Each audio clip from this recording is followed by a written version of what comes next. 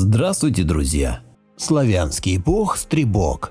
В старину, когда солнце было богом, а звезды его сестрами, жили на земле люди чудные, и имена у них тоже были чудные. Все могло сказать имя за человека, кто он, каков нрав его и дела какие воротит. И было имя живым, покуда жив был человек. И после оно не угасало, ежели делами добрыми жизнь свою украсил человек. Рождались дети, а волхвы в душу их пристально вглядывались, и видели они, что начертано тому на веку, и имя так рождалось. Так и получила свое имя Ветрена. Была она легкой, как перышко, и быстрой, словно ветерок в ветвях деревьев. Никто догнать ее не мог, ни один мальчишка в деревне. Носилась она ветром вольным по полям, и казалось, что за спиной ее не косы длинные мечутся, а крылья, да только рыжие. Ветрено-рыжей была до жути, а глаза зеленые, как у кошки. И хитрая она была, и верткой. В деревне ее все знавали, и про лихость ее, и про непоседливость. Такая не будет избу подметать, да хлеб печь, не усидит на месте и минутки. Душой рвется она вдали бескрайние, посему и не сватался к ней никто. А кому нужна буйная девка, что луком да стрелами лучше владеет, чем сковородкою?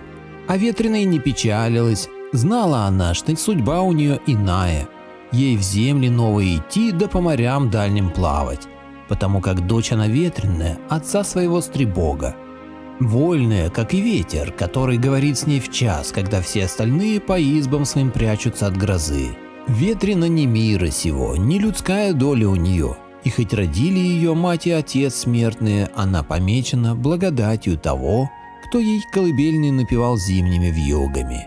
В деревне ведали все, что Ветрена иная, посему и молчали, хотя ворчали по углам, да сетовали на ее непохожесть на других деревенских девушек. Ветер-сплетник все своей сестре доносил, а та, знай, только смехом звонким заливалась. Не обидно ей было и зла не держала, ибо неведомо другим было то, что ведомо ей. Для начала стоит разобраться в том, почему Стребога зовут именно Стребог, и откуда пришло к нам это имя. Как уже было замечено в прологе, в старину имя определяло сущность своего носителя и его характер. У нас, как всегда, будет несколько версий, а как иначе, ведь жизнь вообще суровая штука. Итак, для начала давайте ознакомимся с теорией индоевропеиста Томмазо Гамквилидзе, который предположил, что имя Стребога может происходить от индоевропейского «Дейвас Патер», что в дословном переводе означает «небесный отец» или «небо-отец». Эту теорию также поддерживает лингвист Вячеслав Иванов. Согласно этому суждению, со временем слова «дейвас» и «патер» поменялись местами. А после того, как древние славяне стали тесно взаимодействовать со скифской культурой, то вместо слова «диевас» стали употреблять слово «бага», аналог прославянского слова «бог». Затем и второе слово «патер» претерпело изменения и стало славянским словом «стрый», что, возможно, означает «дядя», подразумевается «брат отца». Согласно второй теории, автором которой является лингвист Олег Трубачев, в имени славянского божества нет никаких индоевропейских корней. Имя Стребог, исходя из этой теории, происходит от прославянского слова «стертий», что означает распространять что-либо, простираться. Упоминание о Стребоге можно встретить в повести временных лет, согласно которой кумир Стребога был воздвигнут князем Владимиром в городе Киеве вместе с кумирами других богов. Данное действие датируется 980 годом. Это уже указывает на то, что Стребог был весьма почитаемым божеством для древних славян. Вот чем именно он занимался, это уже другой вопрос. В другом историческом трактате «Слово о полку Игореве» можно наткнуться на описание Стребога, согласно которому ветра его внуки, и они с моря, подобно стрелам, били по отважным и храбрым полкам Игоря. Здесь упоминания ветров и Стребога не случайны. По утверждению большинства исследователей, это славянское божество управляло ветрами. Стоит более подробно рассмотреть эту теорию. Ветра в этом источнике упоминаются как внуки Стребога. Если вдуматься, то внуки – это лишь малая часть всей семьи, то есть третье поколение от родоначальника. Предположительно, есть еще и дети. Тут можно судить о том, что ветра – это не единственная сила, которая подчиняется Стребогу. Ему подвластно все воздушное пространство. Теоретически можно предположить, что Стребог, как представитель старшего поколения Ясунии, мог повелевать атмосферными процессами в целом. Это и ветер, и дождь, и град, и гроза с молниями, то есть погода. По поверьям, также под командованием Стребога находилось все воздушное воинство. Ему подчинялись все птицы и все эфирные духи. Образ Стребога и его родословная.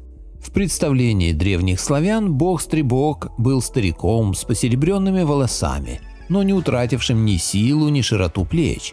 По преданию, Стребог носил одежду исключительно светло-голубого оттенка, что подчеркивало его принадлежность к воздушному пространству. Оружием этому божеству служили лук и стрелы, изготовленные из чистого золота. Жил Стребог на самом краю мира Прави, мало общаясь с остальными богами. Он появлялся лишь тогда, когда это было крайне необходимо. Так, например, Стребог помог Сварогу и другим Ясуням одолеть Чернобога в изначальной битве между силами добра и зла. Он бился вместе с богом Перуном против ужасного спикера-змея. Также Стребог помог богу Хорсу, когда тот сражался с Месяцем. Мы видим, что с одной стороны это божество довольно нелюдимо, но в то же время он является верным соратником для своих собратьев. Теперь давайте поговорим и о родословной Стребога, и о его семье в целом. Свое начало это божество, как и большинство старших Ясуней, берет из искр, что были высечены из камня Алатыря ударами божественного молота Сварога праотца. Согласно другой теории, Стребог был рожден из дыхания самого великого рода. Согласно первой версии, Стребог приходился братом Дождь-богу и Симарглу, но так как основа имени этого бога переводится как дядя или брат отца, то можно предположить, что вторая версия является более правдивой, и Стребог приходится Сварогу братом. Супругой бога Стребога называют Немизу, богиню ветров. По некоторым источникам Немиза являлась одной из личин богини Мары, которая повелевала зимними ветрами. Ее еще называли Немигой или Варма-Авовой. У этой четы богов было несколько детей. Погода, теплый и ласковый ветер, божество хорошей погоды, Падага, жаркий и иссушающий ветер, обитающий в пустыне, Посвист, самый сильный ветер, имеющий власть над бурями, Сиверка, ветер с северным и холодным нравом, не ведающий пощады, Южный ветер, игривый ветер, Восточный ветер, коварный и внезапный ветер, Западный ветер, сухой и суровый, но все же наделенный добрым нравом, Полуденник и полуночник, легкие ветерки, что резвятся соответственно днем и ночью. Поклонение Стребогу. Древние славяне почитали Стребога наравне с другими богами. Если вдуматься, то это в первую очередь было обусловлено спецификой деятельности самого божества. В первую очередь Стребогу поклонялись земледельцы. По их представлениям, дождевые тучи сгущались над полями только по воле Стребога, который, подобно пастуху, перегонял облака по небу. Естественно, что земледельцы поклонялись ему и приносили требы. Особыми почитателями Стребога были моряки. Именно от воли этого славянского божества зависел успех любого плавания. Если вдуматься, то в этом нет ничего, что позволило бы усомниться в этом утверждении. Представьте, что вы моряк, который бороздит морские просторы без всякого двигателя, навигатора и прочих современных атрибутов.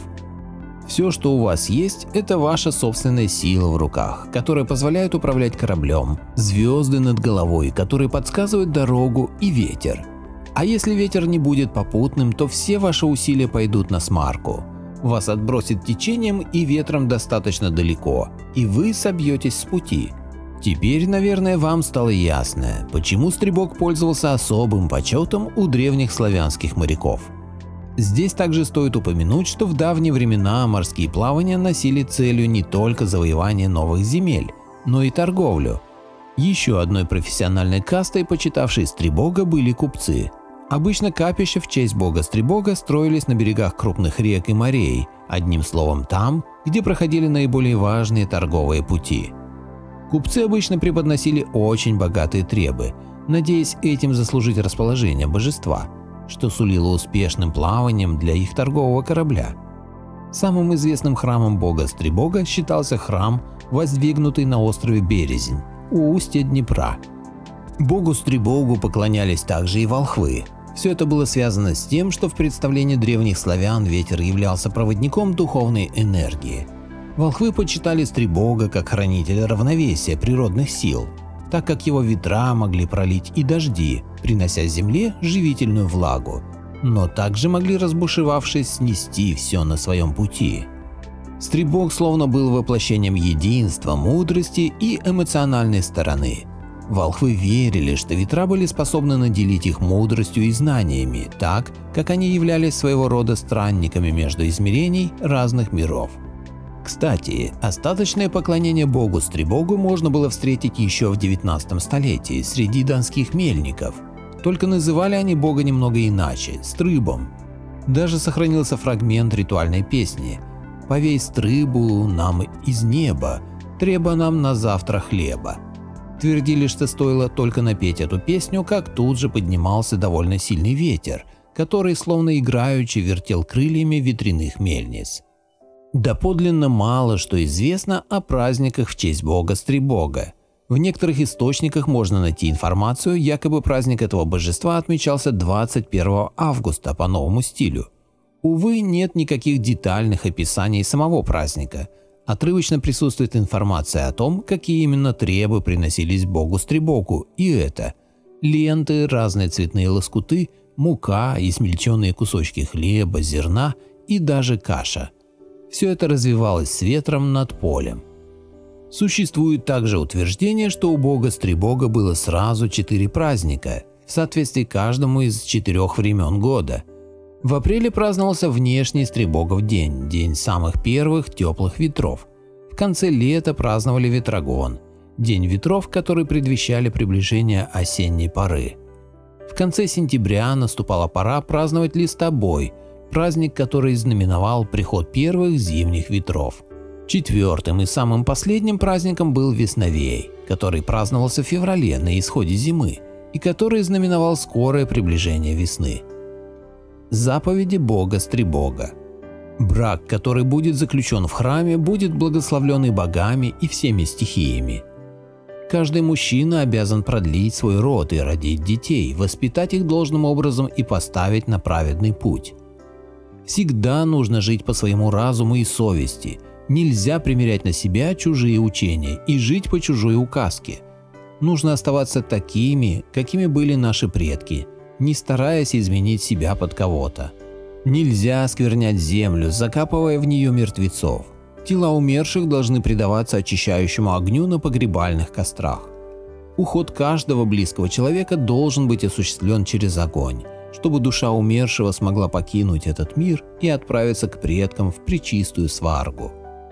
Нужно почитать своих предков бескровными подношениями, в приготовление которых вкладывается душа, и именно это получат души предков в потустороннем мире, часть души живых, и тогда связь поколений будет непрерывной.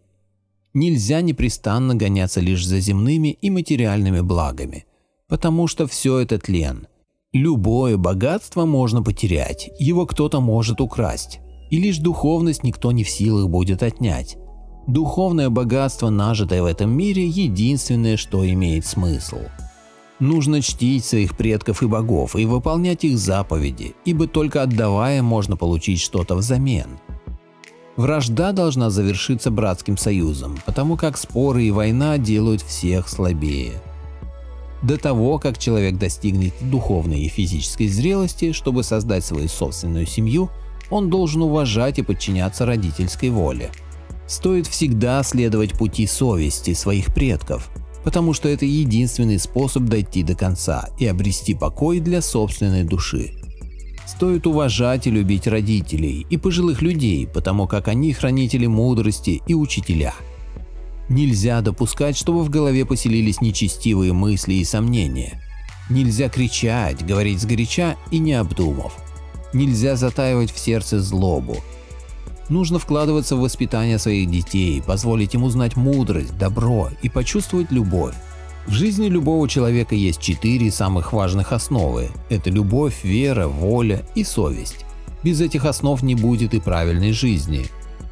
Нужно делать лишь то, что желанно всем сердцем и душою.